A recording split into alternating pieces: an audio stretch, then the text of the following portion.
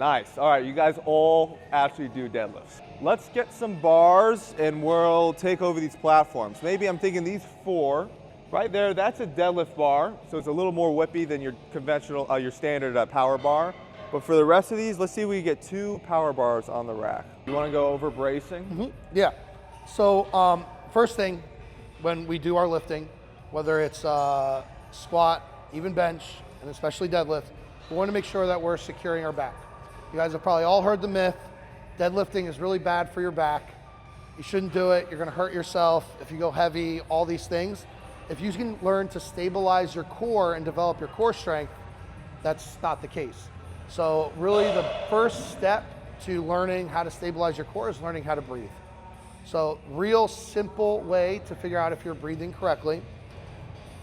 We could do we actually did do a whole class on bracing. You could do a whole thing on this. We're just gonna go real quick because it's a foundation for everything. So if you pinch your waist, not your hips, okay? You wanna be up like around your belly button. You're gonna pinch. You're gonna apply some firm pressure.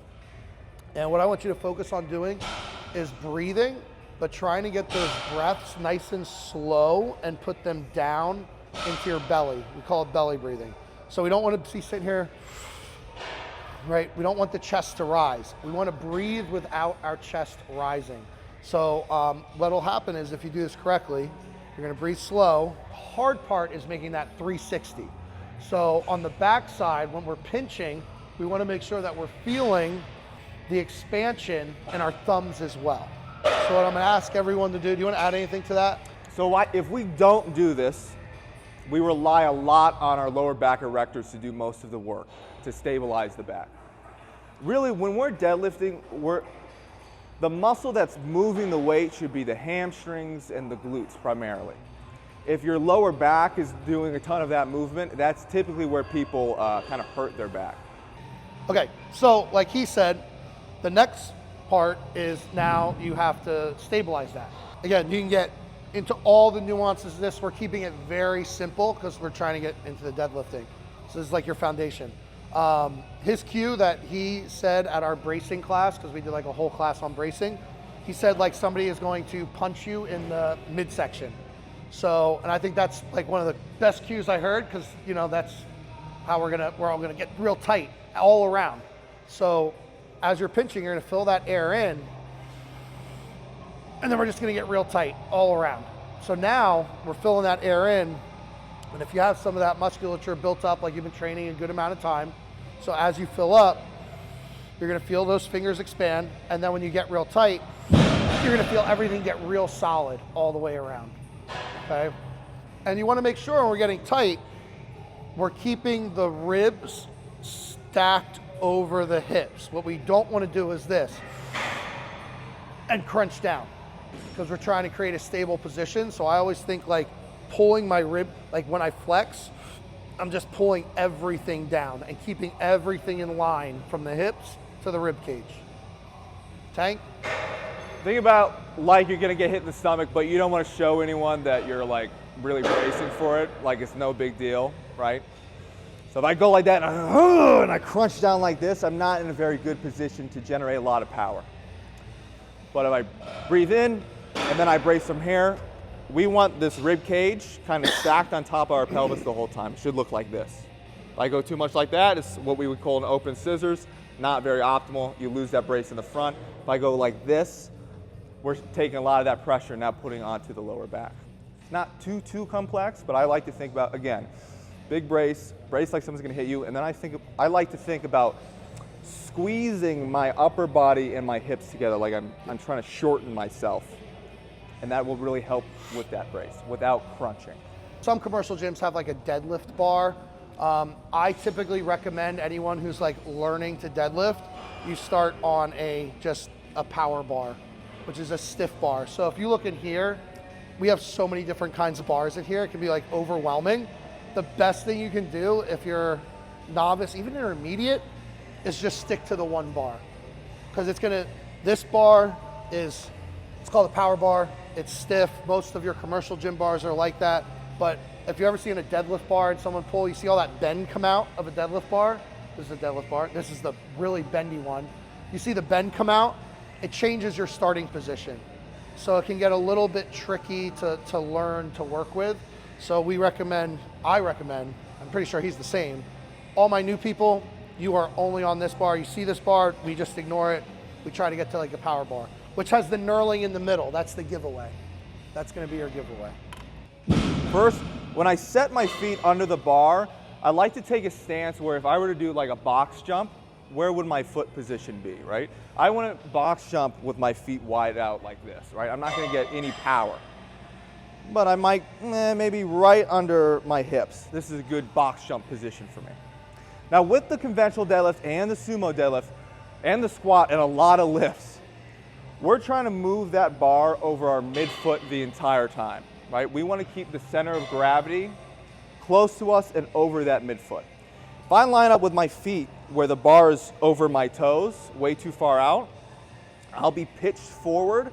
A lot of times I'm taking that tension away from the glutes and the hamstrings and again putting on the lower back. It's not the worst thing in the world depending on your goals, right? Maybe I'm doing accessory exercise to help build the deadlift to do that. But as far as lifting maximal weight or lifting it the most efficient way possible, not ideal. So what I want to do instead is take that bar and put it over my midfoot, which is usually where your shoelaces are on your shoe, okay? As far as what angle my feet are going to be at, again, this is going to be dependent on the person. I like to have my feet slightly pointed out. Now the way I teach the deadlift is that we are not going to move the bar from this position until I pick up the weight. All right? If I like start rolling the bar or anything like that, it's going to change that foot position and we're going to be thrown out of the center of gravity. All right, I'm right here. This position, I might get a lot of my brace in, maybe like 90% of my brace. But I'll throw in the brace at the end after I kind of teach you the overall setup. So I have midfoot.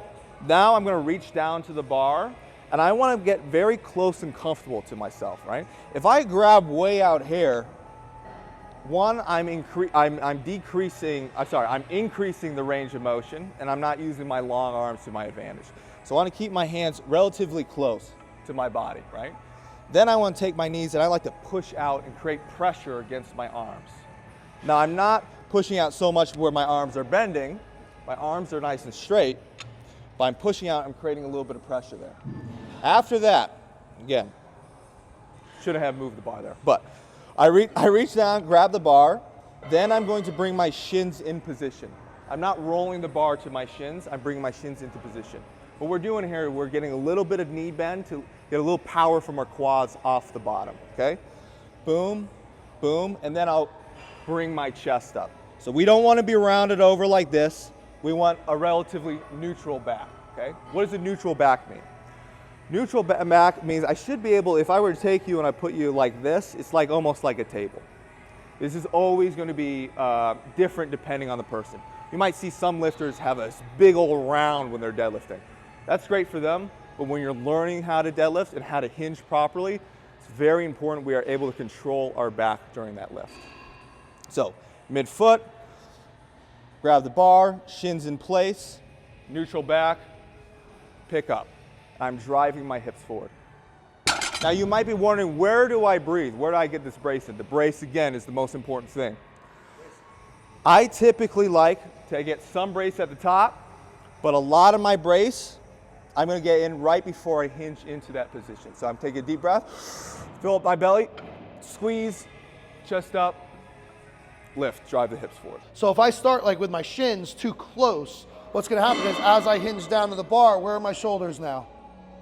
They're way ahead, right? So now I don't have the best movement pattern. I'm not at a good vantage point because our goal is to have that in a straight line. And like he said, we're lifting that bar up, we're pushing our hips through. We want everything to move straight, okay? So if I start here, I go, okay, that's gonna make it harder because now I have to pull everything back. Now I'm really relying on my back to do that. If I start too far, like with my toes, okay, it's the opposite. Now I'm gonna pull from here. The first thing that's gonna happen when I pull, where's that bar go as I start to pull? It's drifting. It's called wasted energy. We want that bar to move straight up and down when we do this. Okay, there should be no, like when it leaves the floor, I always like to tell people it's a good idea to film yourself exercising. Like, we have the tech, like, why not give yourself some feedback? I always film my warm-ups when I'm deadlifting. Doesn't matter what I'm going up to that day, because if my position is off, I want to know. And the first thing I look for is what that bar does as it leaves the floor. So then I can adjust my starting position accordingly, okay? So, like he said, shoelaces is usually like the best place to start. And you're gonna hinge down to the bar and you're gonna look for that straight line. My shins, you guys can't see, but my shins aren't touching the bar. They don't have to touch the bar, okay? That's like a common misconception, because everyone is built different, right? Some people have longer bones here compared to their femur, like, we're all built different. So the key is keeping that straight line, all right? That's gonna be your best spot. You're gonna keep that straight line, and then as you go to pull, like he said, you wanna keep that back straight, and then it's a push and a pull at the same time. Push through the floor while we're pulling up. It's not just a pull. Sometimes I get really upset when people are like, they call it a pull, or they're yelling, pull, pull, pull, pull. It's also a push with our feet. It's a push-pull simultaneously. If you wanna deadlift the most efficiently, the best thing to do is wear shoes that are flats, okay? I'm looking at most of you have on some sort of flat style shoe. Like this shoe, horrible. Horrible for deadlifting, horrible. Horrible for deadlifting. This one, absolutely extreme. Like, you gotta be a little bit of a weirdo to wear these. Every time I see an athlete of mine wear a shoe, like a running shoe to do squats or deadlifting, I always yell at them. Always. Yeah. So, because it's easier to find that mid-foot position. So, I'm gonna go back to my platform now. Just hauling weights around this morning. So you'll see some people when they go to deadlift, and you'll see those toes lift. That's very heel dominant. We do not want to do that. Talk about putting extra pressure on your back that you don't really need when we go heel dominant, okay? So we also don't want to fall forward on our toes. That's really hard to do. When somebody does that, they usually fail the lift because they fall forward and they can't complete it. What we want to do is find that mid-foot pressure, okay? Your 3 main points of contact for mid-foot are going to be here, here, and the heel. That's it. So if we're deadlifting, a lot of times a nice thing to look at is where are my knees in relation to my elbow. If my feet are not over the midpoint and I reach down and get in my setup, and my knees are very far out in front of my arms, chances are I'm squatting it too much. So when I pull, my hips are gonna drift back like that, and then I'm gonna pull up. Like Chap talked about earlier, this is what we would call like an energy leak. It's very inefficient to deadlifting. And the goal with deadlifting is just try to be as stable and as efficient as possible, okay? On the opposite, if I'm lining up too close to the bar where my shins are touching the bar and I bend over and my knees are now behind my arms, it's gonna be more like a stiff leg deadlift, and I'm not gonna get the pop from the push off with the quads, okay? That tends to, especially if you're not super flexible, cause people to round their back when they're deadlifting. So when you're setting up, our goal is to essentially have those knees in the elbow. See how it's in line here? That is a good sign that you're driving through the midfoot and the center of gravity is gonna be over that foot. So when you're setting up, take a look at where you're at. Again, it's gonna be dependent on the person. Everything I say, there's gonna be one guy who deadlifts 900 pounds who does something completely opposite, generally for most people. The knee should be in the elbow, all right? I definitely felt I still kind of jumped here. Yeah, jump there. The shins are not gonna be as important. We don't necessarily need to grind the shins, but it's that thigh, we want that bar to be close to us. It looks like we need to tighten those lats a little bit. So I want you to think about squeezing the orange, not back. Think about squeezing orange. If you had an orange in your armpit, how would you squeeze it? Yeah, like this. You're crushing it like this. You want to squeeze it like that. There's no pressure in the armpit. You would squeeze it like that, and you're pulling it into your body. So try that out. Nice. How'd that feel? Good. All right, you're good, you're good. So if you start tighter, you'll be good. Now, when you get heavy, you're gonna notice that position degrades because the weight pulls you down. You ever watch like an Ed Cohn deadlift? It's been a while. I mean, I hope so at some point. But like, he has the big round, but it's not like he's like, oh, I'm gonna round my back. Those guys are like, they're trying to be tension. They're stabilizing that position, Okay, so that's what it is. You can't just like let your body go loosey-goosey, pull your shoulders down, stabilize that position. It's gonna happen. It's gonna happen as you start to pull heavy weight, but we're still tight and we're still engaged. Does that make sense? All right. Get this woman some baby powder. Get you some baby powder.